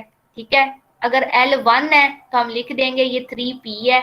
3 किसको रिप्रेजेंट कर रहा है, प्रिंसिपल क्वांटम नंबर को, p किसको रिप्रेजेंट कर रहा है, एजीमुथल क्वांटम नंबर को। इसी तरह p के बाद क्या आ जाता है, 3d। d क्यों आया है, क्योंकि l हमारे पास 2 के भी इक्वल आया है, और ये हमें किस तरह पता चला है, ये n-1 से। ठीक है, तो n-1 हमने पहले ये बात देखी थी पीछे भी कि इसकी जो वैल्यूज है ना, रेंज होती है किसमें, 0 और n-1 में, यानी कि 0 से स्टार्ट होनी है और कहाँ जानी है, n-1 में, for the principal quantum number. देखें रेंज थी ना 0, तो देखिए ये तो 0 पे बात खत्म होगी, इसकी रेंज कहाँ से थी, शुरू होनी थी सेकंड ऑर्बिटल की, 0 टू n-1, तो n-2-1 यानी कि हमारे पास दो सिर्फ एजीमुथल क्वांटम नंबर बनेंगे, 0 और 1। ऐसे ही है ना, 2-1 करें तो हमारे पास 1 आ जाएगा। तो कितनी रेंज बनी, सेकंड प्रिंसिपल क्वांटम नंबर में एजीमुथल की, 2, 0 और 1।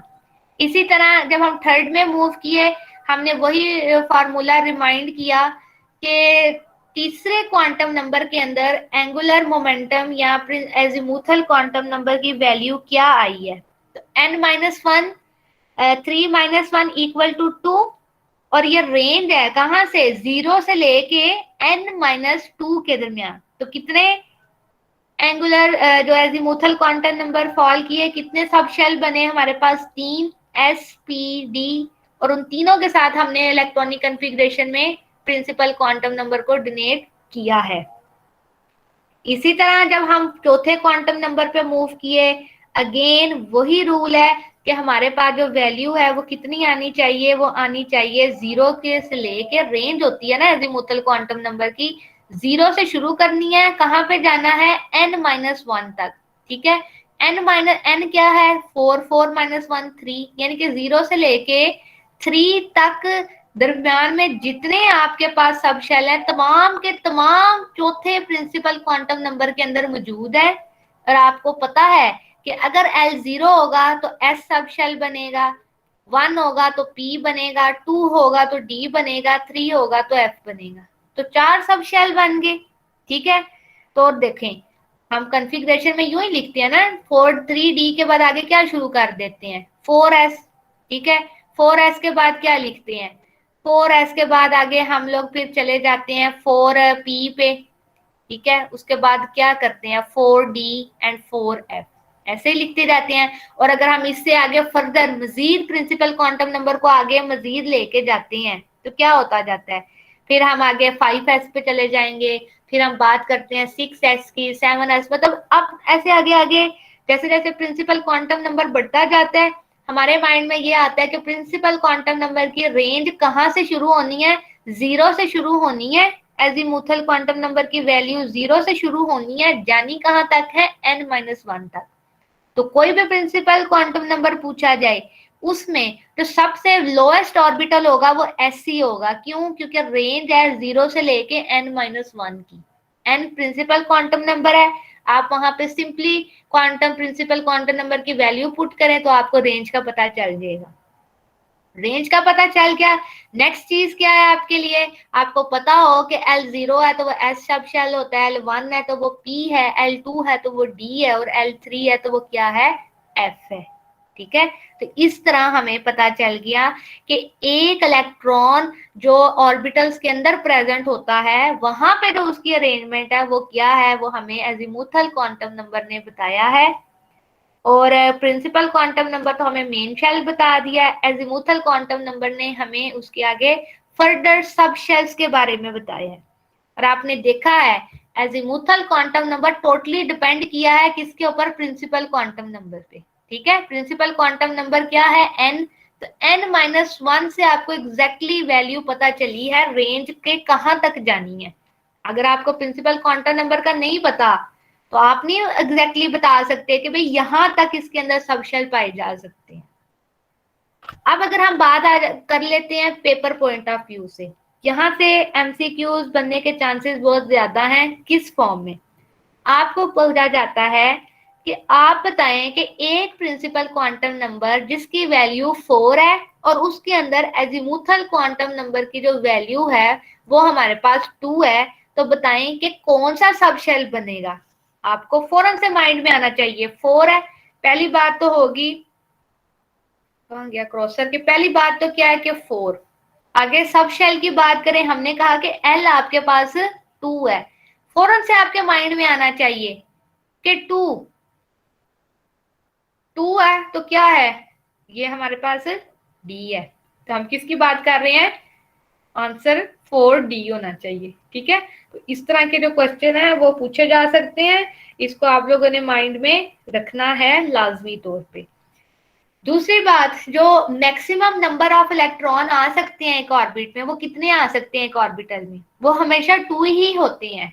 ठीक है, जैसे S है तो देखिए इसके अंदर 2 इलेक्ट्रॉन आते हैं, S2 के अंदर, P के अंदर 6 आते हैं। क्यों?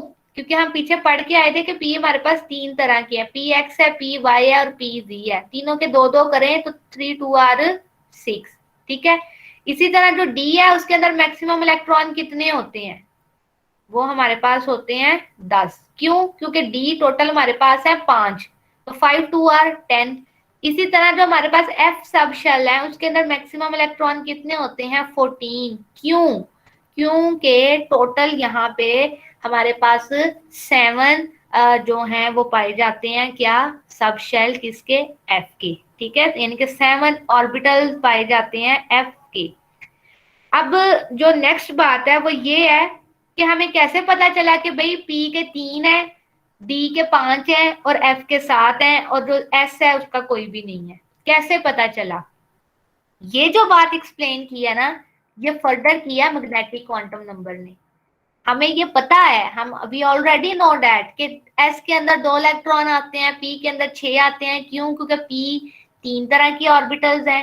D के अंदर 10 इलेक्ट्रॉन आते हैं। क्यों? क्योंकि D हमारे पास जो होता है वो क्या होता है, उसके पास 5 तरह के डीजेनरेट ऑर्बिटल्स पाए जाते हैं और F के पास 7 तरह के डीजेनरेट ऑर्बिटल पाए जाते हैं। Is it good, is it fine, हमें पता है। लेकिन मैग्नेटिक क्वांटम नंबर ने ना बेसिकली हमें ये इनकी ओरिएंटेशन बताई थी, जिससे हमें पता चला था कि वाकई वो जो 3 डायमेंशनल स्पेस है उसके अंदर ये 3, जो उनकी ओरिएंटेशन पता चल गई, तो जितनी ओरिएंटेशन थी, यानी कि इस डायरेक्शन में भी ये ऑर्बिटल पाया जा रहा है, इसमें भी, तो जितने डायरेक्शन में ऑर्बिटल पाए गए उतने हम लोगों ने कहा ये उसके नंबर ऑफ डीजेनरेट ऑर्बिटल्स है। ठीक है, इसको हम थोड़ा सा समझने की कोशिश करते हैं। मैग्नेटिक क्वांटम नंबर क्या है? So how you define it? The total number of orbitals in a subshell and the orientation of the orbitals are determined by the magnetic quantum number. कि टोटल ऑर्बिटल्स कितने पाए जाते हैं? वही बात कि अगर p है तो वो 3 है, तो वो कैसे पता चला कि भाई 3 थे? और उनकी डायरेक्शन क्या है? हमने कहा ना कि p x है, p y है, p z है, तो ये उसकी ओरिएंटेशन है in 3 different direction. x belong to x axis, y axis, z axis. 3 हमारे पास p के डीजेनरेट ऑर्बिट है और उसकी ओरिएंटेशन किस में है? p x, p y, p z। तो ये जो बात प्रूव की थी, ये बात हमें बताई थी ऑर्बिटल्स के बारे में, ये किसने बताई है? ये हमें बताई है मैग्नेटिक क्वांटम नंबर ने। मैग्नेटिक क्वांटम नंबर को हम जो सिंबल देते हैं m1 का देते हैं, या इसको हम ml भी कहते हैं, ठीक है। और यहाँ पे जो इम्पोर्टेंट पॉइंट है वो ये है, magnetic quantum number directly depend करता है एजीमुथल क्वांटम नंबर के ऊपर। वो कैसे?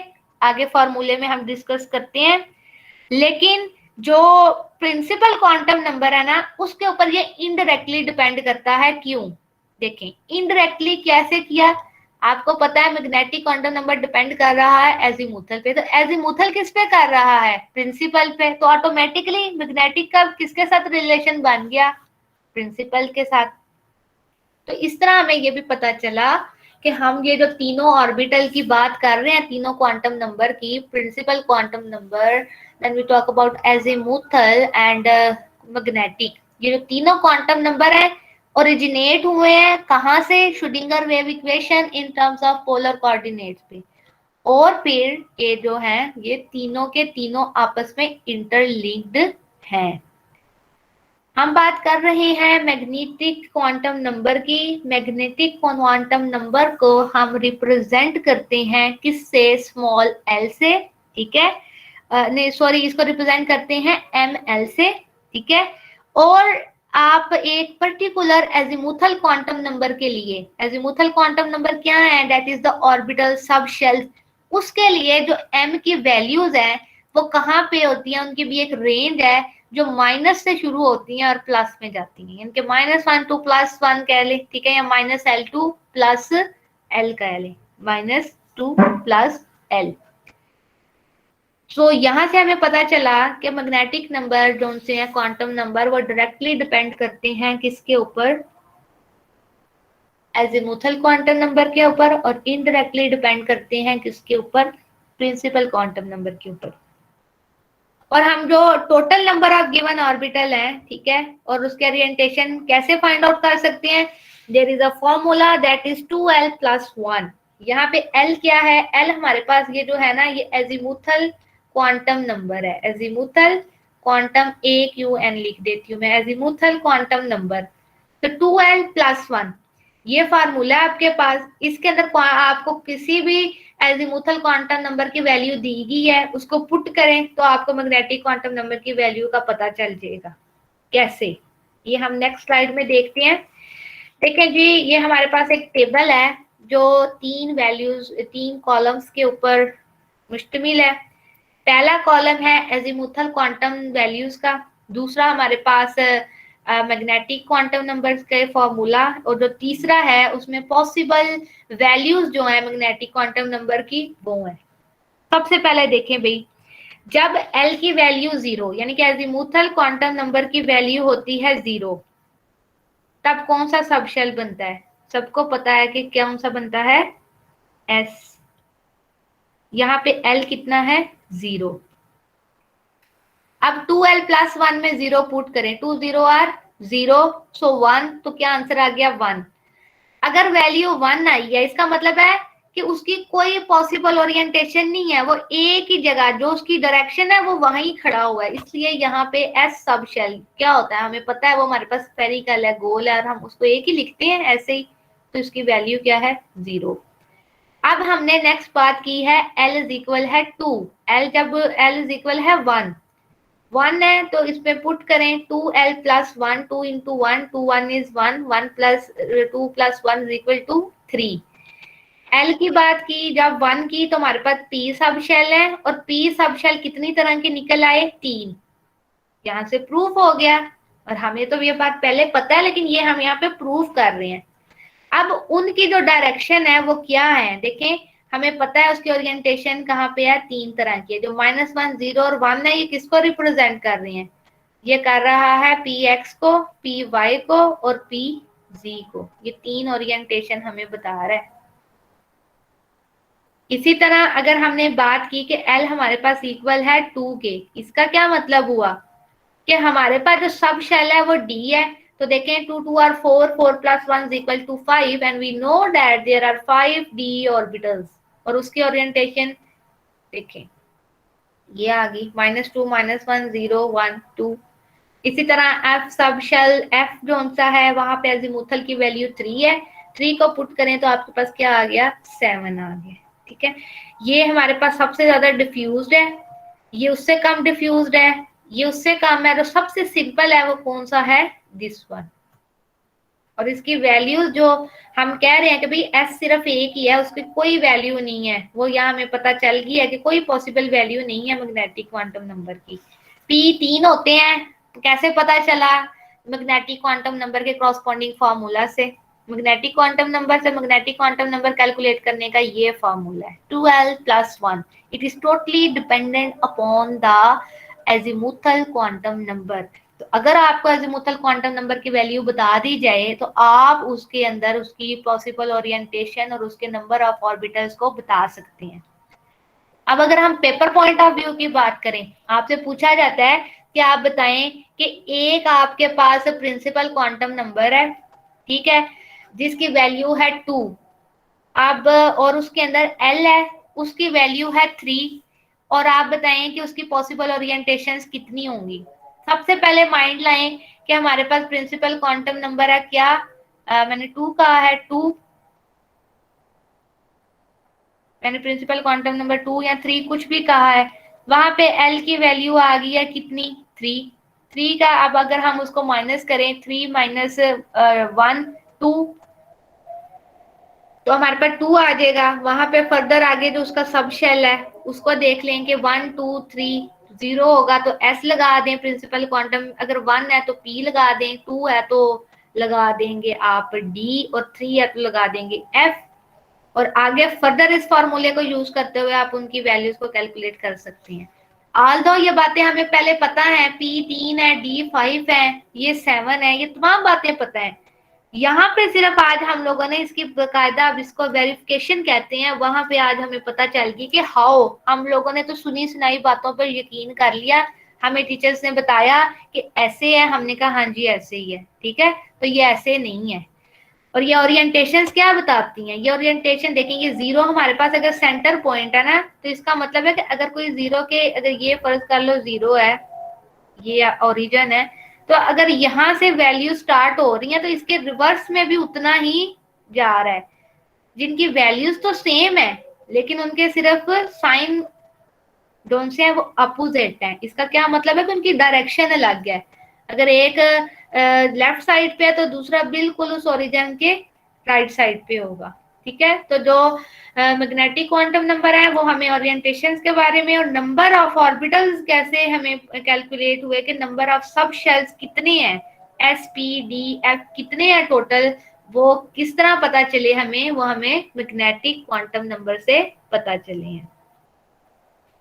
नेक्स्ट जो बात हमने करनी है स्पिन क्वांटम नंबर की करनी है।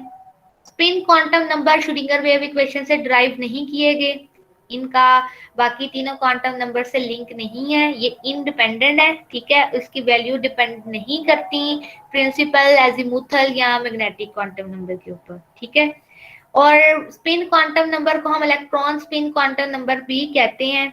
और ये हमें क्या बताता है, ये बेसिकली हमें बताता है किसी भी इलेक्ट्रॉन की स्पिन करने की डायरेक्शन को। इसको रिप्रेजेंट हम एम एस से करते हैं, मैग्नेटिक को जो करते हैं वो हम एम एल से करते हैं। एम एस हमें क्या बताता है, किसी भी इलेक्ट्रॉन की स्पिनिंग की डायरेक्शन को। तो अगर एक इलेक्ट्रॉन स्पिन कर रहा है तो उसकी दो ही पॉसिबिलिटीज हैं, या तो पॉजिटिव स्पिन होगी जिसे हम पॉजिटिव हाफ कहते हैं, या उसकी नेगेटिव स्पिन होगी जिसको हम नेगेटिव हाफ कहते हैं। ठीक है, अब अगर पॉजिटिव हाफ होगी तो इसका क्या मतलब होता है, इसका मतलब है कि जो इलेक्ट्रॉन की जो स्पिन है वो अपवर्ड डायरेक्शन में है, जैसे ये एरो आपको नजर आ रहा है अपवर्ड। और अगर उसकी वैल्यू नेगेटिव हाफ है, इसका क्या मतलब है कि जो इलेक्ट्रॉन है उसकी स्पिन डाउनवर्ड है, जैसे यहाँ पे। अब ये अपवर्ड एंड डाउनवर्ड को अगर हम देखें तो हम इसको क्लॉकवाइज या एंटी क्लॉकवाइज भी कह सकते हैं। ठीक है, अपवर्ड डायरेक्शन होती है तो क्या होगा, क्लॉकवाइज और एंटी क्लॉकवाइज वो हम अकॉर्डिंग टू जो थंब रूल है उसके साथ देख सकते हैं। इसी तरह अगर डाउनवर्ड है तो वो एंटी क्लॉकवाइज है या क्लॉकवाइज है, उसको भी हम देख लेते हैं। और अगर हम इसको जर्नलाइज देखना चाहें कि स्पिन क्वांटम नंबर को जर्नलाइज या होल कैसे रिप्रेजेंट करते हैं, तो प्लस माइनस हाफ। अगर आपको पूछा जाए कि स्पिन क्वांटम नंबर की वैल्यू क्या है, so you can right here like, पहले आप प्लस लिखेंगे उसके नीचे ही माइनस और हाफ। इसका क्या मतलब है कि एक इलेक्ट्रॉन की दो तरह की स्पिन है, पॉजिटिव हाफ भी हो सकती है, नेगेटिव हाफ भी हो सकती है। ठीक है, और ये जो स्पिन क्वांटम नंबर्स हैं ये हमें बताते क्या है कि एक एटम के पास ये एबिलिटी है कि it's produce the magnetic field. जब भी कोई चीज स्पिन करती है तो क्या होता है, मैग्नेटिक फील्ड ही प्रोड्यूस होती है। तो इस वैल्यू से हमें ये भी पता चल जाता है कि either by spinning of an electron is is spinning और is there production of magnetic field और नॉट। ठीक है, तो ये जनरल इसके बारे में इंट्रोडक्शन था। स्पिन क्वांटम नंबर मैं बार बार रिपीट कर रही हूँ कि ये और श्रोडिंगर वेव इक्वेशन से ओरिजिनेट नहीं हुए, सिर्फ प्रिंसिपल एजीमुथल और मैग्नेटिक क्वांटम नंबर है ये हम लोगों ने Schrodinger wave equation in terms of polar coordinate के जरिए डिस्कवर किए थे। और हमने वहां देखा था कि जो Schrodinger wave equation polar coordinate के अंदर जो बनी थी इसमें तीन फंक्शन थे, एक स्मॉल ऑर था, एक थीटा था, एक फाई था। आर फंक्शन था किसका, प्रिंसिपल क्वांटम नंबर का, थीटा हमारे पास था एजीमुथल क्वांटम नंबर का, और फाई जो फंक्शन था वो किसका था, वो हमारे पास था मैग्नेटिक क्वांटम नंबर का। इन तीनों क्वांटम नंबर्स चारों की जो आगे एक समरी है ये आप देखें। प्रिंसिपल क्वांटम नंबर को n से रिप्रेजेंट करते हैं और ये हमें क्या बताता है, it's tell us about the main shell of the electron and its values always started from 1। Azimuthal quantum number small l से रिप्रेजेंट होता है, ये हमें सब शेल्स की इंफॉर्मेशन देता है। ठीक है, और इसकी वैल्यू कहाँ से शुरू होती है, 0 से स्टार्ट होती है और इसकी एक रेंज होती है जो कहाँ पे खत्म होती है, n-1 पे। तो totally azimuthal quantum number depend कर रहा है किसके ऊपर, प्रिंसिपल क्वांटम नंबर के ऊपर। इस तरह जो मैग्नेटिक क्वांटम नंबर है इसकी वैल्यू हमारे पास ml है और ये हमें क्या बताता है, total number and orientation of the orbitals. इसकी भी रेंज है जो कहां से स्टार्ट होती है, -l टू +l। ठीक है, और जो स्पिन क्वांटम नंबर है ms से रिप्रेजेंट होते हैं और ये हमें डायरेक्शन बताते हैं कि इसके इलेक्ट्रॉन स्पिन की, और इसकी जनरल वैल्यू क्या होती है, ±12। तो ये यहाँ पे समरी है किसकी, इलेक्ट्रॉन क्वांटम नंबर्स की। ठीक है, इसके बाद हमने आगे जब हम यहाँ पे पहुंच चुके हैं क्वांटम नंबर्स की हम लोगों ने डिस्क्रिप्शन कर ली है। नेक्स्ट जो हम लोग बात करेंगे वो बहुत आसान है, वो क्या है, वो हमारे पास है distribution of atom in orbitals. Distribution of electrons in the orbital क्या होता है, सिंपली अगर अल्फाज में कहूं तो जो आपके पास इलेक्ट्रॉनिक कॉन्फ़िगरेशन होती है, the arrangement of electrons in the atomic orbital is known as the electronic configuration or the distribution of the electron। ठीक है, देखें हम लोग कहाँ से स्टार्ट हुए हैं, वेव फंक्शन से स्टार्ट हुए हैं, इलेक्ट्रॉन की बात कर रहे थे। पहले कहा कि एक इलेक्ट्रॉन न्यूक्लियस के गिर्द राउंड ऑर्बिट में मूव कर रहा है, बोहर ने उसका कॉन्सेप्ट फेल हुआ, ऑर्बिटल्स की बात आ गई, ऑर्बिटल्स की बात आई तो आगे नेक्स्ट हमने उसको देखा कि ऑर्बिटल्स भी 3 तरह के थे, उसकी वजह से हमें आगे क्वांटम नंबर्स डिराइव किए, सारा कुछ हो गया। एंड पे हम आ गए, अब हमारा काम था कि उस इलेक्ट्रॉन को अरेंज करना है डिफरेंट एलिमेंट्स के जो इलेक्ट्रॉन्स है, number of electron, as you know that as increase the atomic number there will be the increase of electron. तो उनको कैसे अरेंज करना है, इसको सिंपल अल्फाज में हम कहते हैं इलेक्ट्रॉनिक कन्फिग्रेशन। और ये किसने डिस्कवर की थी, ये हमारे पास स्लेटर साइंटिस्ट था सबसे पहले, उसने इसको डिस्कवर किया था। अब जो इलेक्ट्रॉन डिस्ट्रीब्यूशन है, इसके 3 रूल्स हैं और हम सबको उन रूल्स का यूजली पता है, Aufbau principle, Pauli exclusion principle and Hund rules. One by one हम इस जो रूल्स हैं उनको देख लेते हैं। सबसे पहले अगर हम एफबो की बात करते हैं, वो हमें क्या बताता है, वो हमें ये बताता है कि अगर आपने एक एटम के अंदर इलेक्ट्रॉन्स को डिस्ट्रीब्यूट करना है, तो इलेक्ट्रॉन को सबसे पहले लोएस्ट एनर्जी लेवल में पुट करना है, देन एनर्जी लेवल इंक्रीज होता जाएगा, आप नंबर ऑफ इलेक्ट्रॉन को बढ़ाते जाएं। ये तो अंडरस्टूड बात है और हम लोगों ने तो ये बात देखी भी है। जैसे अगर हम लोग इलेक्ट्रॉनिक कन्फिग्रेशन लिखते हैं तो 1s देखें सबसे लो एनर्जी का है, उसके बाद हम किस में फिल करते हैं 2s में, फिर हम किस में करते हैं 3s में। तो जैसे जैसे आप इलेक्ट्रॉन ऐड करेंगे, हम लोएस्ट एनर्जी लेवल से शुरू करेंगे, यानी कि एक ग्राउंड स्टेट में अगर एक एटम पड़ा है तो एंटर इलेक्ट्रॉन कहाँ पे होगा ऑर्बिटल में, जिसकी एनर्जी सबसे ज्यादा कम होगी।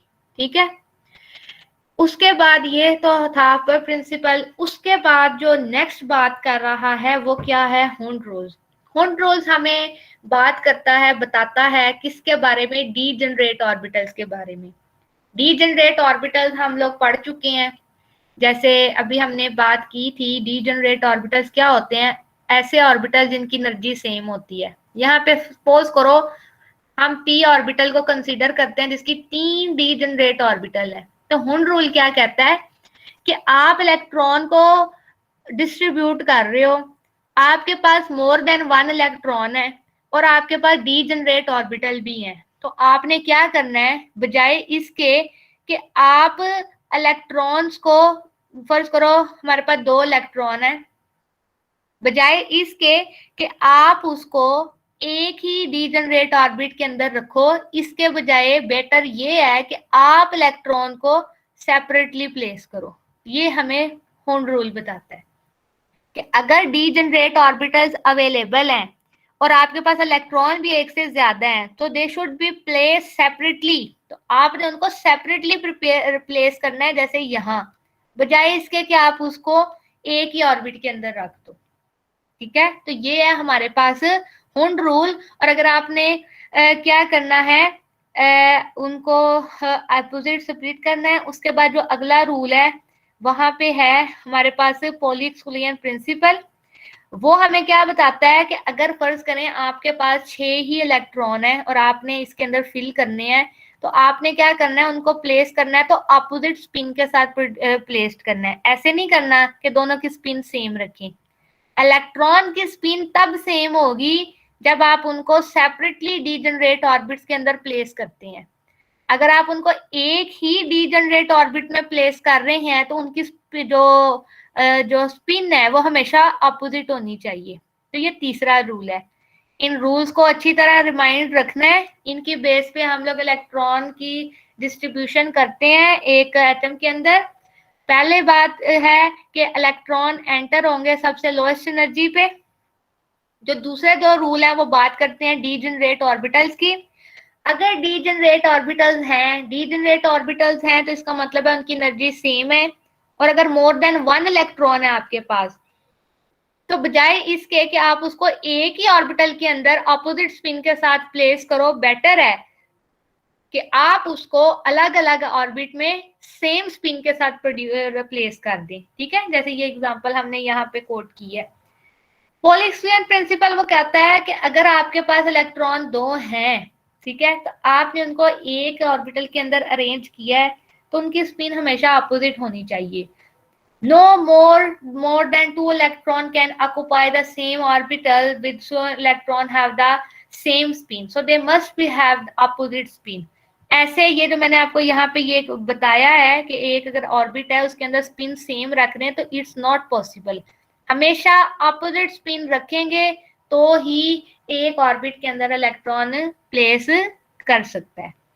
तो 3 रूल्स थे। इसके बाद ये तो आपको पता ही है इलेक्ट्रॉनिक कॉन्फ़िगरेशन लिखने का जो तरीका है। देखिए भाई, हमने कहा था प्रिंसिपल क्वांटम नंबर है, प्रिंसिपल क्वांटम नंबर को हमने यहाँ पे लिख दिया है। हमने कहा था ये n है और n 1 से लेके 7 तक है। यहाँ पे रिस्पेक्टिव उनकी वैल्यू देखते गए और देखें ये हमें पता कैसे चला। हमें पता था ना कि n 1 है तो वहां पे l 0 है, n 2 है तो वहां पे l की रेंज क्या होगी 0 और 1। तो देखें इसलिए जो हमारे पास सेकंड जो क्वांटम नंबर है ना उसके अंदर सिर्फ 2 सब शेल है, 3 के अंदर 3 है, 4, ऐसे जैसे जैसे हम आगे जाते गए तो हमें पता चलता गया। और जैसे हम 4 से आगे मूव किए तो हमारे पास उन तमाम सब शेल्स की वैल्यू सेम आ गई थी, जस्ट उनके क्वांटम नंबर चेंज हुए थे। जैसे इसको मैं लिखूं, इसको मैं लिख सकती हूँ 1s, इसको मैं लिख सकती हूँ 2s, इसको मैं लिख सकती हूँ 3s, इसको 4, इसको 5, नहीं इसको भी 4 ही लिखेंगे, इसको भी 1 2 नहीं सॉरी यहाँ पे 1 है 2s है ना, तो ये हमारे पास 2p होगा, ये हमारे पास 3s होगा, ये 4s है, ये 5s है, इसी तरह ये हमारे पास है 3p, ये हमारे पास है 3t। इसी तरह ये 4s है तो ये 4p, ये 4d, 4f, 5s, 5p, 5d, 5f and up to so on.